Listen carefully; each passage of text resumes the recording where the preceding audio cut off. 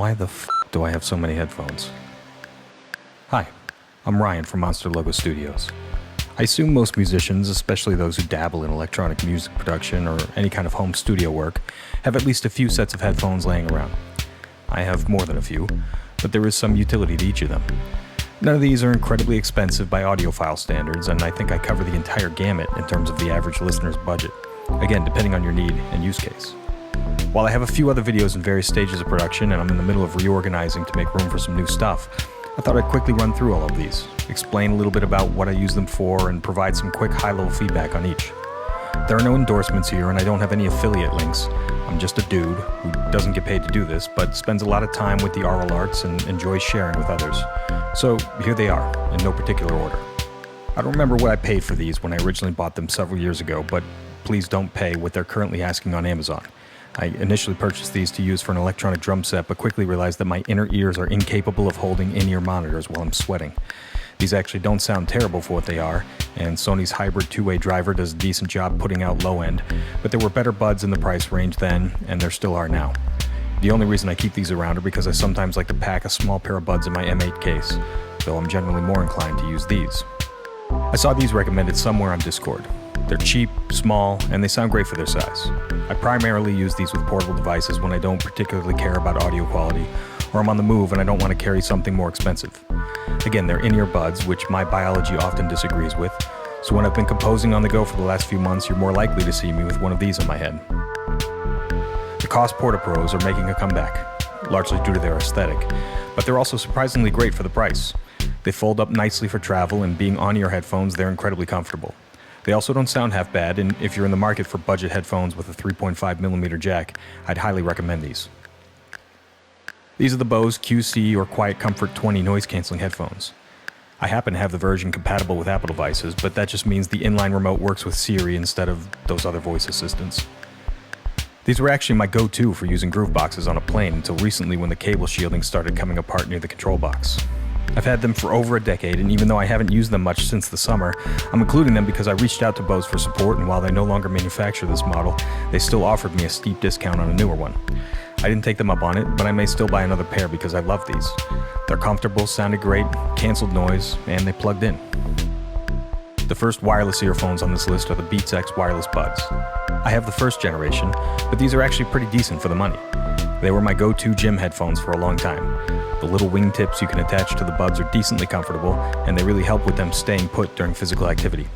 I definitely got my money's worth here, although I don't use them much anymore because I now have these.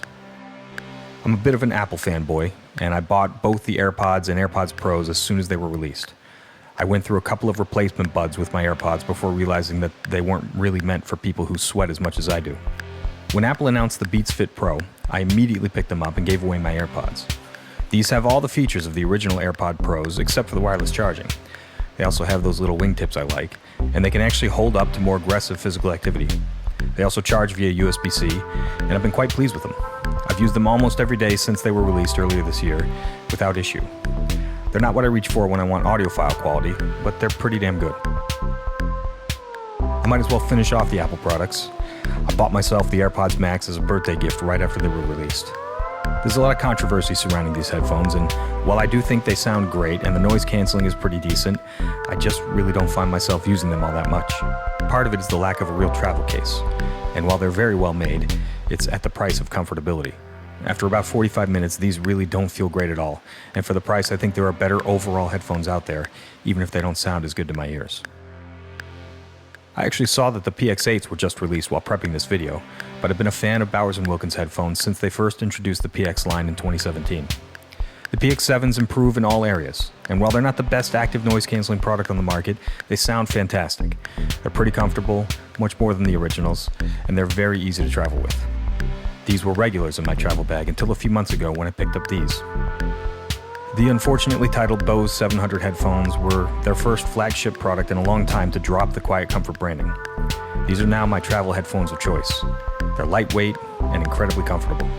They're not the best sounding headphones I have, but for watching movies or composing in flight, they're perfect. One of my favorite features is that for longer flights where battery life is not enough, or even after you've arrived at your destination, you can actually use the 3.5mm cable passively with the headphones turned off, which is pretty awesome. In my studio, I exclusively use these Sony MDR-7506 headphones. They are better than anything else I've used in this price range, and for tracking vocals, which is usually what I'm doing when I'm wearing headphones, I think they're unrivaled. They have a very musical response curve that makes the vocals more present and really helps singers hear themselves over the music while maintaining solid overall balance. The earpads that come with them are terrible though. I strongly recommend picking up something like the Beyerdynamic DT250 replacements, which I'll link below, and I have on all of my pairs. And depending on your studio configuration, it's probably also worth getting a 1/4-inch TRS extension cable. This last one is a little weird, but they're arguably the headphones I've used the most over the last 2.5 years, and it wouldn't be right to exclude them. The Logitech Zone headsets for conference calls are probably the best thing out there. They look dorky as hell, but they have some noise canceling and they sound pretty damn great to parties on both ends of the call, which I can't say for some of these others. They also have a neat feature called side tone, which feeds your own mic signal back to you. It's an absolute game changer if you spend a good part of your day in virtual meetings. There are both wired and wireless variants, and I have both. The wireless version also supports wireless charging, which means I basically leave them on and connected at all times, and they're ready when I need them. The best thing about these headphones is that all you have to do is flip up the mic to mute yourself. I can't tell you how many meetings I've conducted from the restroom with my phone, and it's so much more comforting to have that tactile confirmation that your mic is off, rather than fumbling through the app to see if the mic is muted in software. I highly recommend picking up a pair of these, and they're actually not too bad for just listening to music while you work, since they're already on your head anyways. That's it for this video. There are a few other headphones in boxes somewhere that I didn't cover, but they were either not worth mentioning due to performance or similar enough to the others I covered that they were cut for time. I have some exciting new toys showing up in the near future, including this Prismatic Spray by Arman Bohn. Apologies if I mispronounce your name. Stay tuned for more. Please like and subscribe. I'm Ryan from Monster Logo Studios. Talk to you soon.